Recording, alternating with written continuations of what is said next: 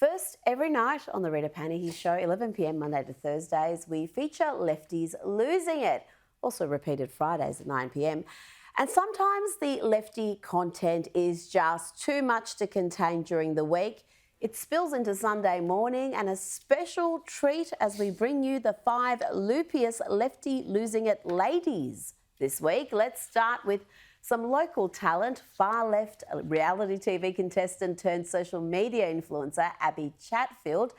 She's the one who the Prime Minister decided to do a 90-minute interview with earlier in the year.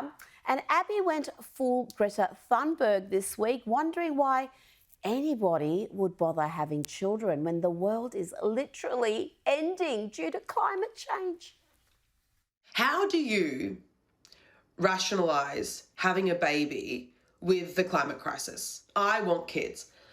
I just don't feel that it's possible for me to have them with the climate collapse happening right now. Like, I notice the climate changing every day. There's something strange going on, whether it's internationally or even just in my home. Yes, catastrophic climate change is happening in Abby's home. It's science, people. You can't argue with science. And now coming in at number 4 is Abby's great rival in the leftist feminist influencer space. It's Clementine Ford with a diatribe so ugly and demented that most of it cannot be put to air. The illegal terrorist state of Israel is a pustulous boil on the prolapsed of the world.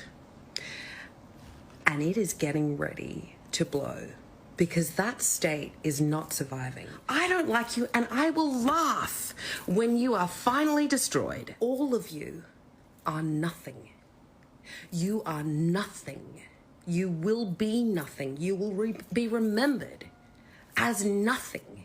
Your memories will scatter to dust, and no one will ever think of you with anything remotely approaching any kind of fondness or reverence for what it was that you gave to the world, because you have given the world nothing. Yep, charming stuff there. Okay, let's go international now and check in with Stage 4 TDS sufferer Rosie O'Donnell, who has fled Trump's America to live in Ireland. But sadly for her, Trump still lives rent-free in her sad, delusional head. Here she claims that the Minnesota shooter, a Trump-deranged trans-identified individual, she claims this man who wanted to kill Donald Trump was actually a Donald Trump supporter. This is Your Brain on TDS. And what do you know, was a white guy, Republican, MAGA person. What do you know? White supremacist. What do you know? He was a MAGA person, yes. A trans MAGA person who wanted to kill Donald Trump. That makes perfect sense.